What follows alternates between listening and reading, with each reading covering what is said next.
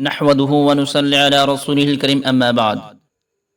جنہیں میں ڈھونڈتا تھا آسمانوں میں زمینوں میں، وہ نکلے میرے ظلمت خانہ دل کے مکینوں میں۔ ہندوستان کی مقدس سرزمین پر جب انگریزوں کا ناپاک سایہ پڑا تو وہ اپنی شاطرانہ و عیارانہ چال سے یہاں کے مالک بن بیٹھے۔ جب ہندوستانیوں کا خون ان کے پسینے سے ارزاں ہونے لگا، ان کے حقوق پامال کیے جانے لگے، ان کے مذاہب پر مسلسل پابندیاں عائد ہونے لگی، انہیں ملک بدر کرنے کی ساپ عام کی جانے لگی، تو ان مکاروں و عیاروں کے خلاف جس شخص نے سب سے پہلے عالم بغاوت بلند کیا تھا، وہ مہاتما گاندھی نہیں تھے، وہ جواہر لال نہرو نہیں تھے، بلکہ وہ محدث اعظم فرزند شاہ ولی اللہ عبدالعزیز رحمۃ اللہ علیہ تھے، جنہوں نے انگریزوں کے خلاف جہاد کا فتویٰ دیا۔ آپ کا فتویٰ کیا تھا؟ توپ یا برق بے اما تھا، جو انگریزوں کے نخل تمنا پر بجلی بن کر گرا۔ یہاں تک کہ مدرسوں و خانقاہوں میں بیٹھ کر درس دینے والے علماء کرام و مشائخ اعظام الجہاد الجہاد کا نعرہ لگاتے ہوئے مدرسوں و خانقاہوں کو چھوڑ کر اللہ کے راستے میں نکل پڑے۔ میں اکیلا ہی چلا تھا جانب منزل، مگر رہرو آتے گئے اور کارواں بنتا گیا۔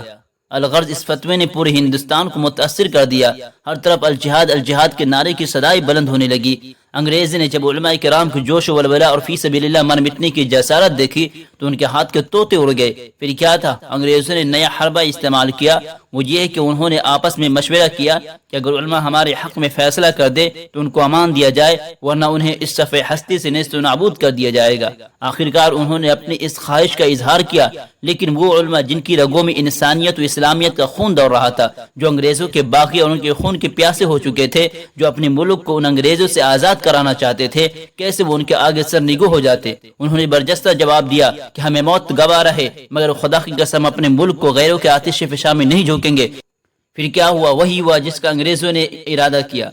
انگریزوں کا ایک مورخ ٹامسن کہتا ہے کہ 14,000 علماء کرام کو تختہ دار پر لٹکایا گیا۔ ٹامسن کہتا ہے کہ دلی کی چاندنی چوک سے لے کر خیبر تک کوئی ایسا درخت نہ تھا جس پر علماء کی گردنیں نہ لٹکی ہو۔ علماء کے جسموں کو تانبے سے داغا گیا، انہیں برہنہ کر کے جلتے ہوئے تندور میں ڈالا گیا، لیکن انہوں نے اس ملک کو جیتی جو ان کے ہاتھوں میں جانے نہ دیا۔ عزیز ساتھیوں، لیکن حیف صدحیف آج اس سرزمین ہند میں علماء ہند کو حقارت و ذلت کی نگاہ سے دیکھا جا رہا ہے۔ جگہ جگہ ان کی برائیوں کے تبصرے چل رہے ہیں، مسلمانان ہند پر ظلم و ستم کے پہاڑ توڑے جا رہے، ان کی مسجدیں منہدم کی جا رہی ہے، مدارس اسلامیہ پر پابندیاں عائد کی جا رہی ہے، انہیں عبادات سے محروم کیا جا رہا ہے، ملکی حقوق سے محروم کیا جا رہا ہے، انسانی حقوق کو پامال کیا جا رہا ہے، گولیوں کا نشانہ بنایا جا رہا ہے۔ کیا تم نے ہماری قربانیوں کا یہی صلہ دیا؟ میسور کی دھرتی، بالا کوٹ کی پہاڑی، شاملی کے میدان، سرزمین پٹنہ و بکسر سے ذرا پوچھو تو صحیح، آزادی ہند کے خاطر علماء نے کیا نہیں کیا؟